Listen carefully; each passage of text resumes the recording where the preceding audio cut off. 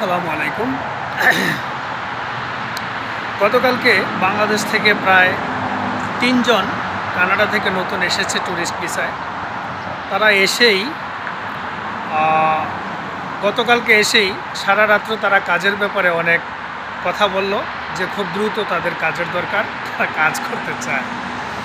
তো আমি হাসছি এই কারণে যে আসলে কানাডার যে বর্তমান পরিস্থিতি তারা তো আসলে জানে না। তারা বাংলাদেশ থেকে যতটুকু শুনছে বিভিন্ন এজেন্সি থেকে এবং যারা আছে বাংলাদেশে তাদের কাছে যা শুনছে, তো তারা মনে করছে যে আসলে কানাডাতে যাওয়া মাত্রই একটা চাকরি হয়ে যায়, কানাডাতে আসলেই সাথে সাথে জব পাওয়া যায়।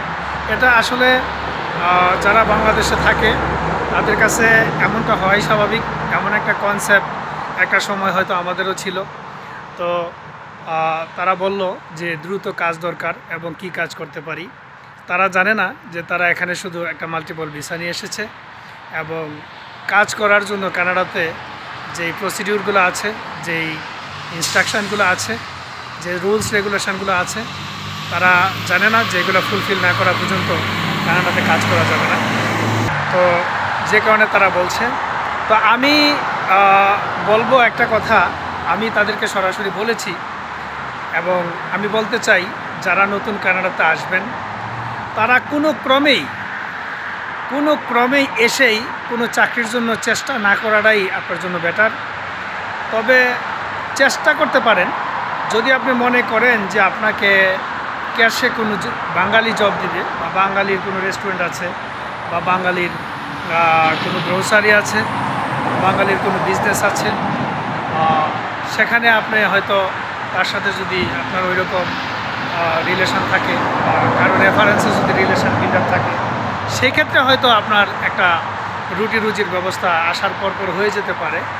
কিন্তু তাছাড়া যারা এসেই হুট করে একটা চাকরির জন্য চেষ্টা করেন, আপনার কোনো স্ট্যাটাস পরিবর্তন নাই, আপনার কোনো ওয়ার্ক পারমিট নাই, কোনো কিছু নাই, আপনি চাকরির জন্য ট্রাই করছেন, এই চেষ্টাটা আপনার লেস দেন 1% কাজে আসতে পারে। তো সুতরাং আপনাদেরকে বলছি, আপনারা এসেই মরিয়া হয়ে উঠবেন না এবং দৌড়দৌড়ি করবেন না বিভিন্ন জায়গাতে। এমনও হতে পারে আপনার যে স্ট্যাটাসে আপনি কানাডাতে আসছেন, যদি আপনার একজন ট্যুরিস্ট হয়ে থাকেন, সেই ক্ষেত্রে আপনি যখন কোনো জায়গায় কোনো চাকরির জন্য কথা বলবেন, সেটা হিতে বিপরীত হতে পারে। আপনি জানেন না যে আসলে কোথায় কিভাবে কি বলবেন। হয়তো অনেকে IELTS করে চলে আসছে, সে 2-4টা ভাষা জানে, কথা বলতে পারে, কিন্তু সে অনেক নিয়মকানুন জানে না। এবং বিভিন্ন জায়গায় যখন আপনি কাজের ব্যাপারে কথা বলবেন, আপনার যখন স্ট্যাটাসটা জানতে চাবে, আপনি যখন বলবেন যে আপনি ভিজিটর, সেই ক্ষেত্রে আপনার জন্য এটা একটা সমস্যা।